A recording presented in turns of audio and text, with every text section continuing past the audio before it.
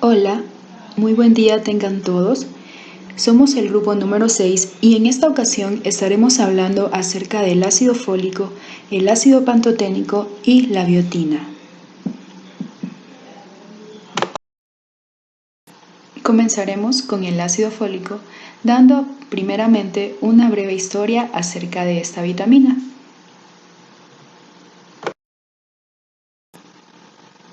Y es que durante la década de 1930 se estudió un factor dietético que prevenía la anemia megaloblástica del embarazo y los factores de crecimiento animal, así como los factores de crecimiento de bacterias del ácido láctico.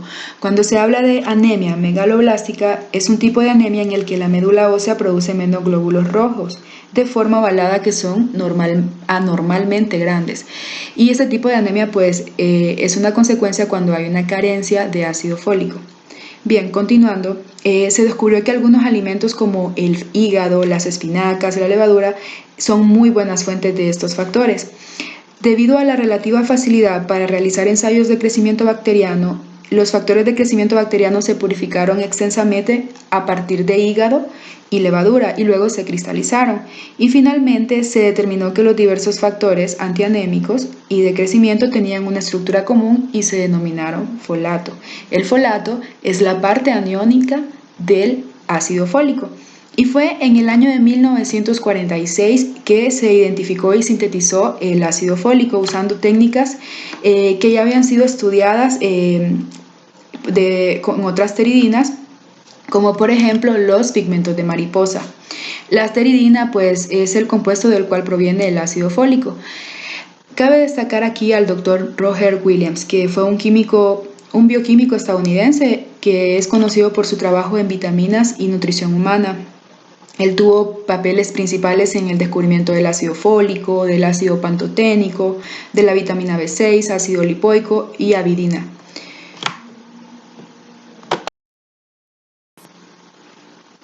Conozcamos qué es el ácido fólico.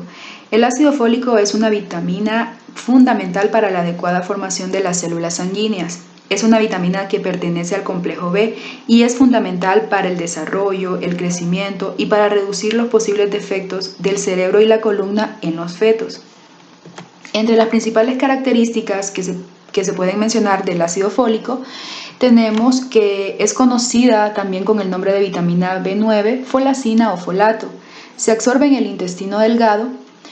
Su ingesta puede producir una serie de efectos secundarios, entre los cuales pueden estar las náuseas, la confusión, alteración de los patrones del sueño y un mal sabor en la boca. Otra característica es que los excesos del ácido fólico en el cuerpo son desechados por medio de la orina. Y también puede llegar a producir interacciones con medicamentos barbitúricos. Estos medicamentos barbitúricos son fármacos que causan relajación y somnolencia y se usan en el tratamiento antiepiléptico. Entonces, estos pueden reaccionar con ellos. Hablemos acerca de la estructura química del ácido fólico, así como de algunos de sus sinónimos, su fórmula molecular. El ácido fólico también se le conoce como vitamina B9, folacina o ácido teroilglutámico, y como su forma aniónica, como dijimos anteriormente, también se llama folato. La fórmula molecular es carbono 19, hidrógeno 19, oxígeno 6, nitrógeno 7. Su peso molecular es 441.4 gramos por mol y como descripción se tiene que es una vitamina hidrosoluble. Veamos un poco la estructura química de él. Aquí tenemos estructura química del ácido teroilglutámico, que es el ácido fólico, también se le conoce con ese nombre. Y pues tenemos la estructura del ácido fólico se basa en el ácido teroilglutámico, el cual es un tipo de molécula que está compuesta por un anillo de tiridina, que es este que tenemos aquí, el cual se une por medio de un puente de metileno a un ácido paraminobenzoico, el cual se une a través de un enlace de amidas a un residuo glutámico. Aquí tenemos este que es el ácido glutámico, el ácido paraminobenzoico y la tiridina. Su estructura se encuentra formada por tres partes diferentes: el anillo heterocíclico, que es este, dos sustituyentes simples, los cuales son el oxo y el amino. Y aquí pues podemos observar la estructura, que está compuesta por tres tres componentes: la pteridina, el ácido paraminobenzoico y el ácido glutámico.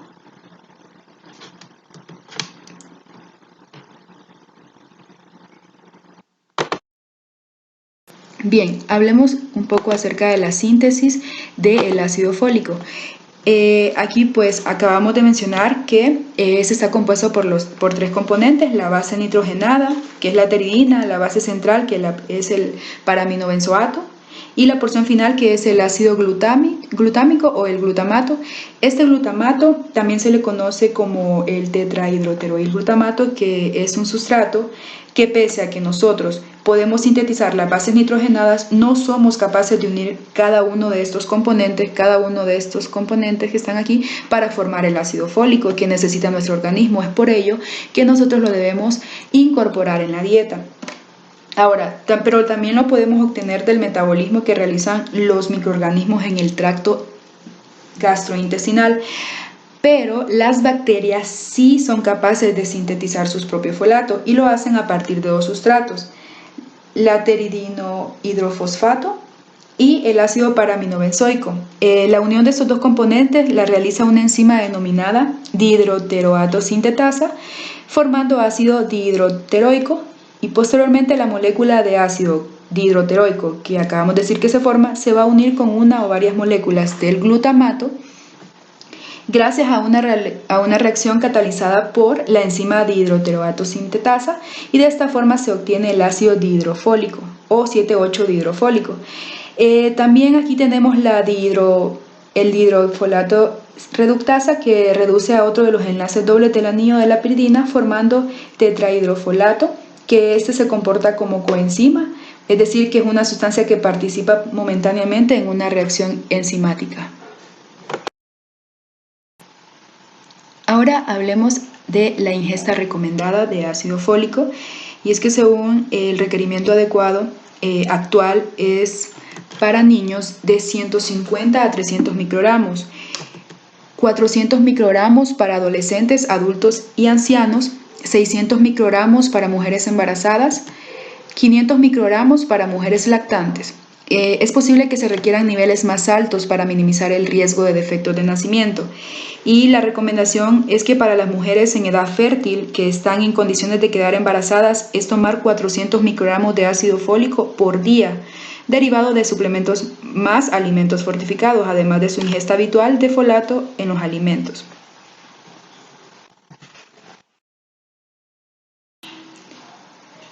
Hablemos de las funciones biológicas del ácido fólico.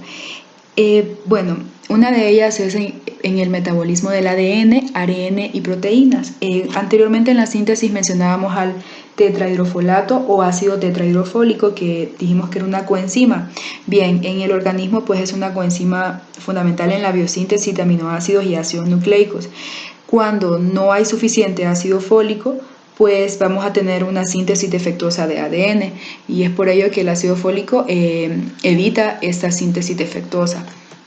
También participa en la formación de glóbulos rojos, por lo que si tenemos las cantidades suficientes de ácido fólico en nuestro organismo, no vamos a padecer la anemia megaloblástica que hablamos anteriormente. También previene problemas cardiovasculares, ayuda a aumentar el apetito y previene defectos en el feto. Si observamos las ingestas recomendadas de ácido fólico para mujeres lactantes y para mujeres embarazadas, es muy diferente que para los otros casos. En este caso es porque tiene muchos beneficios para el feto.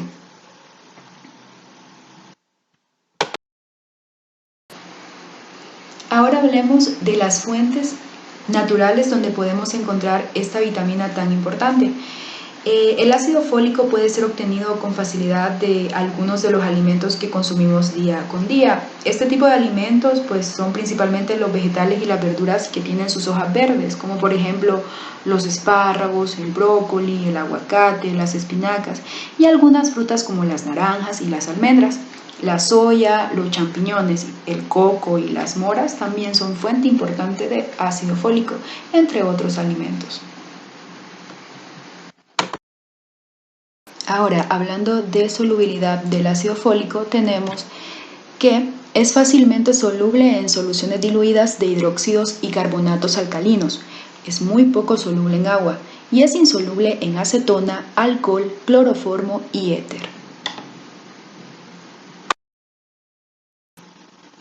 Ahora hablemos de las implicaciones tecnológicas del ácido fólico. Y dentro de las propiedades físico-químicas tenemos, es sensible a la luz y a los cambios extremos del pH, tiene la apariencia de un polvo de color amarillento anaranjado, no tiene ningún tipo de sabor y su estructura química está formada por tres partes, el anillo nitrogenado, los dos sustituyentes y un amino. Dentro de los procesos culinarios, algunas de las implicaciones tenemos que los folatos son sensibles a la luz, los ácidos, los álcalis, los oxidantes y reductores, y por su carácter hidrosoluble también pueden perderse con el agua de cocción de los alimentos. Por ejemplo, cuando estamos cocinando alguna verdura y la dejamos como durante unos 8 minutos, el contenido de ácido fólico pues se va a quedar en el agua de cocción y esto va a ser aproximadamente el 70% de ácido fólico.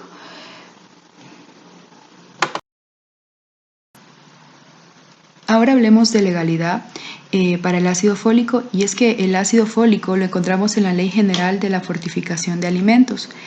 ¿Esto por qué? Bueno, por las múltiples funciones de él en el organismo. Por ejemplo, la clásica, que es la prevención de anemia, macrocítica o megaloblástica, o también algunas de las nuevas reconocidas como la prevención de los defectos del tubo neural o como un efecto modulador sobre el cáncer colorectal, entre otros. Bueno, la harina de trigo y de maíz está fortificada con hierro y vitaminas del complejo B, que eso incluye el ácido fólico. Honduras, al ser miembro de la Unión Aduanera C4, ha armonizado la norma obligatoria que contiene la harina a contar. Esto fue a partir de enero del 2003, con la siguiente fórmula obligatoria. Tiene que contener fumorato ferroso, 55 miligramos por kilogramo, tiamina, riboflavina, niacina y ácido fólico en 1.8 miligramos por kilogramo. La fortificación de estas harinas de trigo y de maíz es una estrategia preventiva basada en la alimentación que busca mejorar los valores de micronutrientes en poblaciones a lo largo del tiempo y que puede integrarse en el marco de otras intervenciones dirigidas a reducir las carencias de vitaminas y minerales cuando se identifican como problemas de salud pública. Ahora vamos a hablar sobre el ácido pantoténico y un poco de su historia. En 1933, R.J. Williams dio el nombre del ácido pantoténico a una sustancia que demostró necesario para el crecimiento de la levadura. Ya en 1940, el ácido pantoténico fue sintetizado con éxito por R.J. Williams y R.T. Mayer. Sin embargo, su forma biológicamente funcional no se descubrió hasta en 1947, cuando F. Littmann y sus colegas demostraron que el ácido pantoténico estaba contenido en la coenzima A, un cofactor esencial para las reacciones de acetilación como de la sulfonamida en el hígado y la colina en el cerebro. Ya en 1953 se publicó su estructura bioquímicamente. Ahora, ¿qué es el ácido pantoténico? El ácido pantoténico ayuda a convertir los alimentos que consumimos en la energía que necesitamos. Alguna de sus características es que este ácido es conocido también como la vitamina B5. En griego significa en todas partes, y esta vitamina está prácticamente en todos los alimentos, sobre todo en cereales y frutos frescos.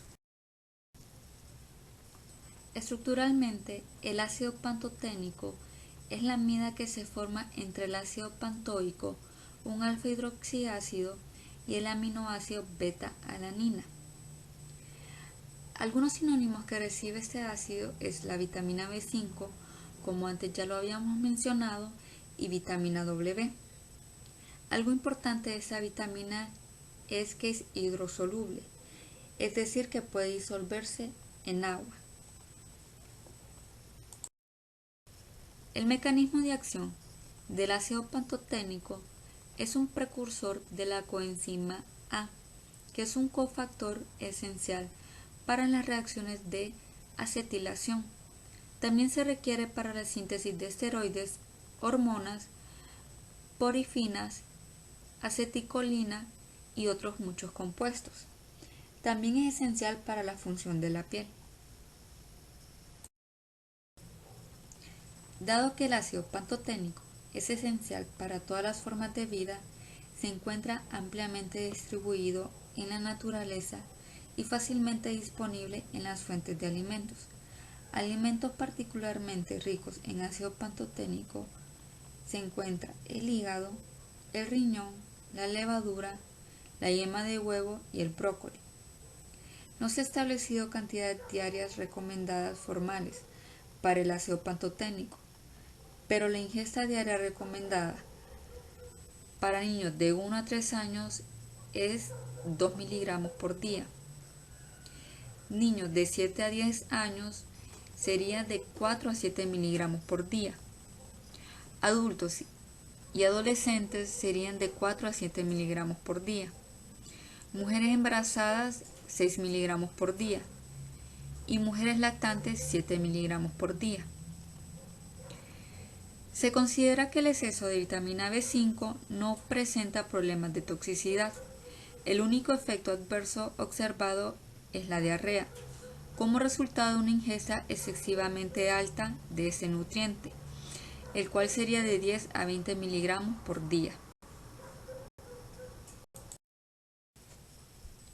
El ácido pantoténico es necesario para la producción de energía y el metabolismo de las grasas, proteínas e hidratos de carbono, para el buen mantenimiento del sistema nervioso, para la producción de hormonas como la adrenalina y la insulina, para el mantenimiento del sistema inmunitario y para la formación de eritrocitos.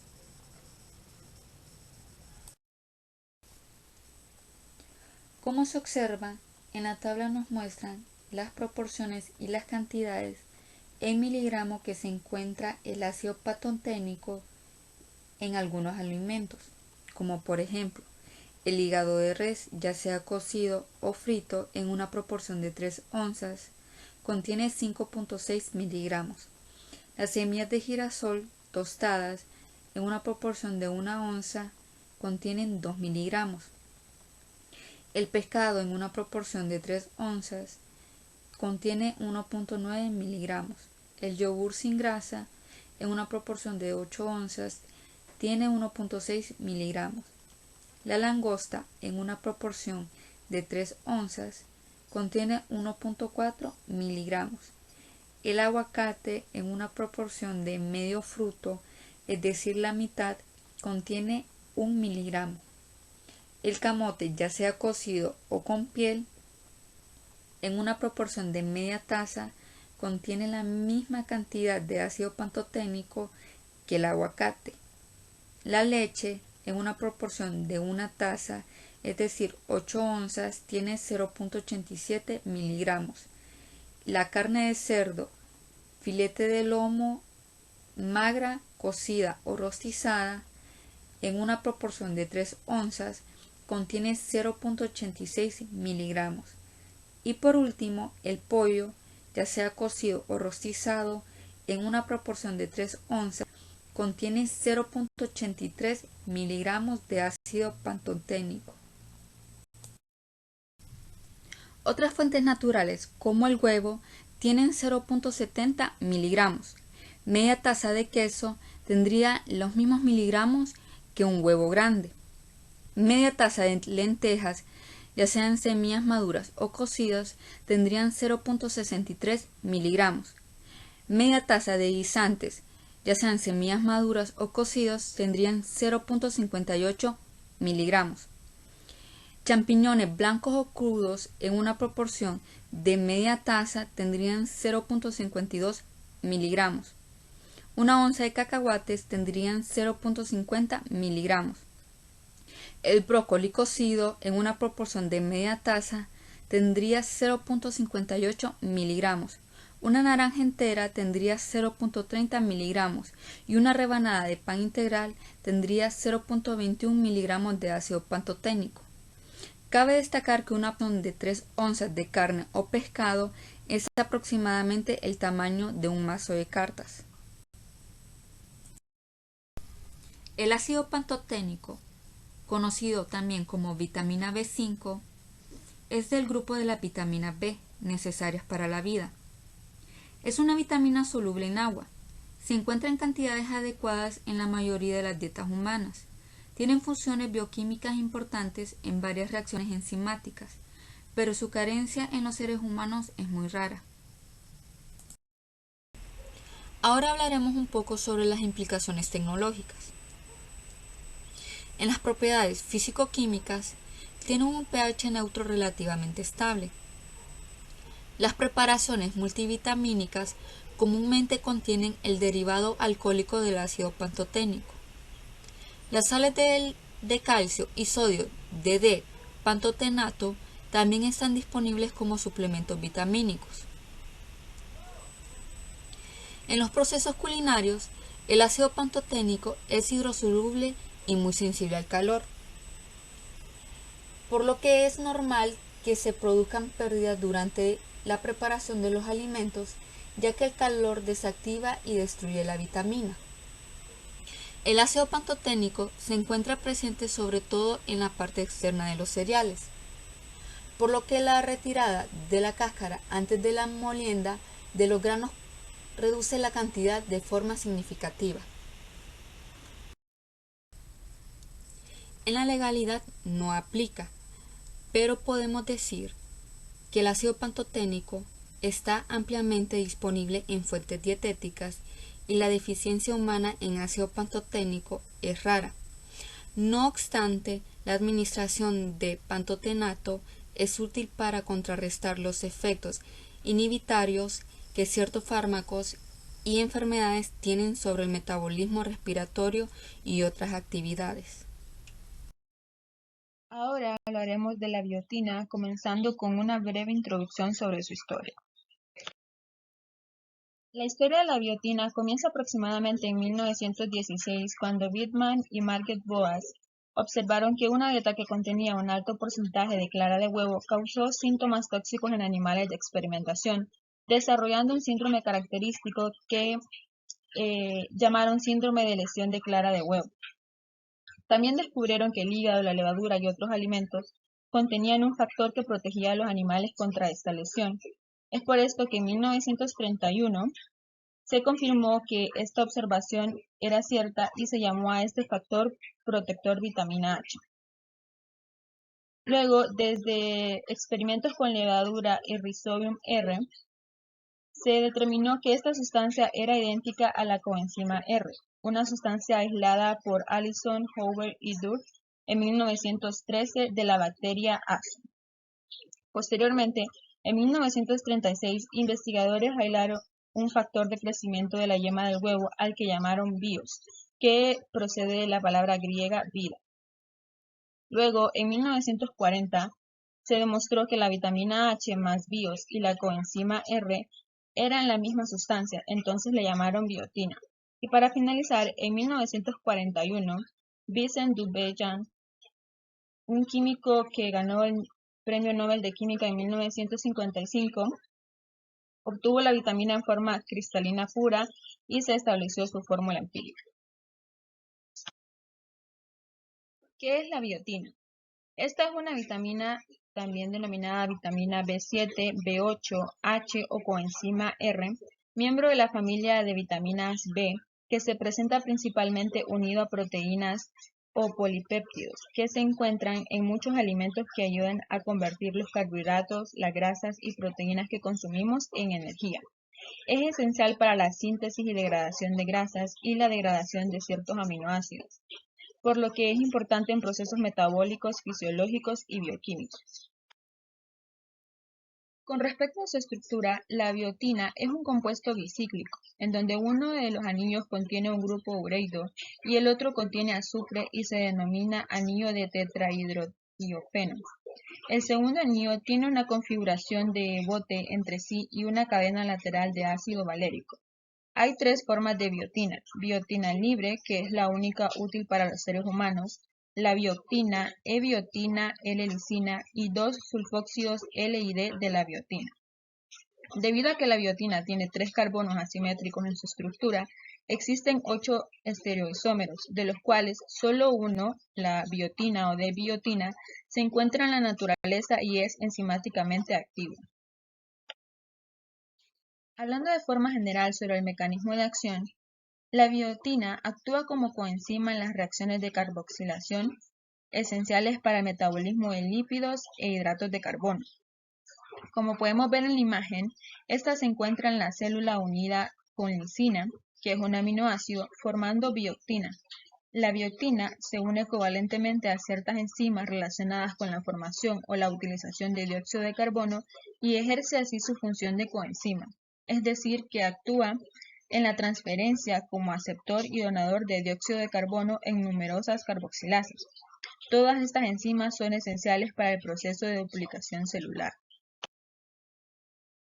Sobre la ingesta recomendada, no se han llevado a cabo estudios definitivos sobre los requerimientos de biotina por la falta de conocimiento sobre la disponibilidad de esta vitamina en los alimentos, pero sí se reconoce que una ingesta segura y adecuada para adultos es de aproximadamente 30 microgramos de biotina por día.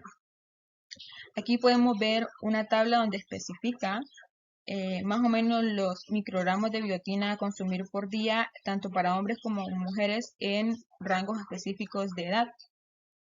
Se sabe que los requerimientos de biotina son más propensos a aumentar durante el embarazo y el periodo de lactancia. Y aunque la deficiencia de biotina es relativamente rara, sí puede ser tratada con suplementación sin tener efectos negativos. Y si se tiene, estos podrían ser como por ejemplo náuseas o calambres. Algunas funciones biológicas de la biotina son las siguientes.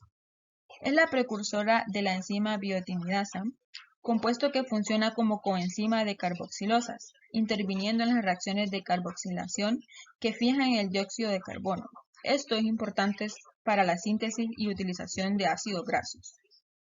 También interviene en la degradación de leucina, un aminoácido esencial, y en la homeostasis de la glucemia, contribuyendo de esta manera a estabilizar los niveles de azúcar en la sangre.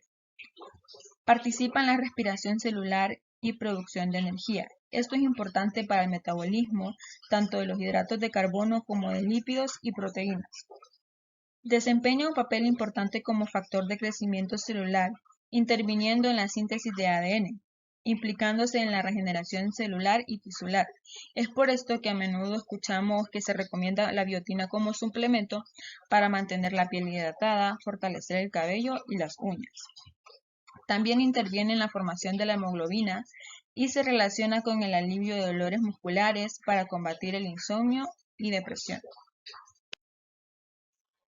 Fuentes naturales de biotina.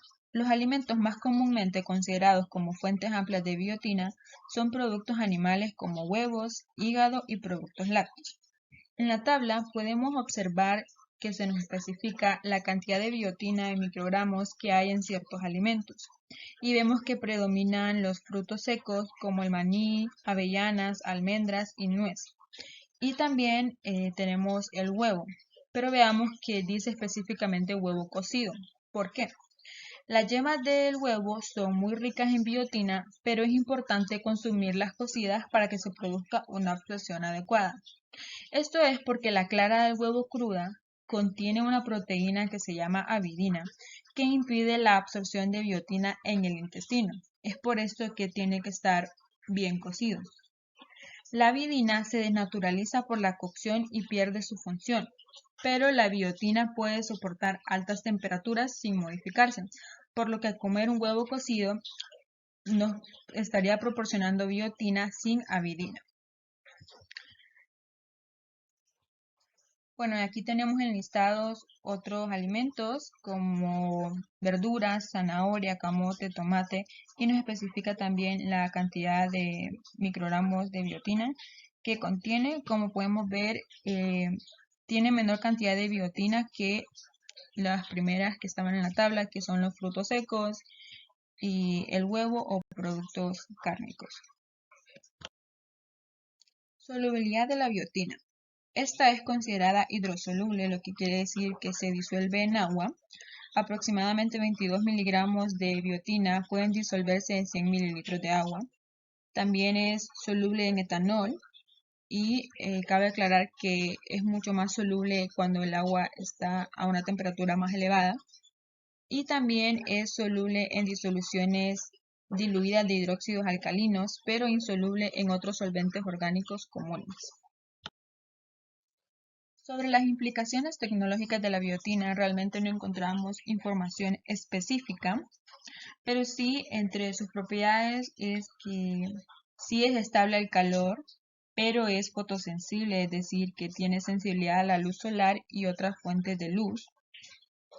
También es susceptible a la oxidación que interviene en el metabolismo de los hidratos de carbono, grasas, aminoácidos y purinas. Y en disoluciones neutras o moderadamente ácida es estable, pero no es tan estable en disoluciones alcalinas, aunque en un pH aproximado de 9 sí es bastante estable. Y con respecto a la legalidad, no aplica, puesto que en muchos países, incluyendo el nuestro, los suplementos con la biotina no están estrictamente regulados. Muchas gracias. Esta ha sido toda nuestra presentación, que esperamos haya sido de su agrado. Bibliografía utilizada para la elaboración del video.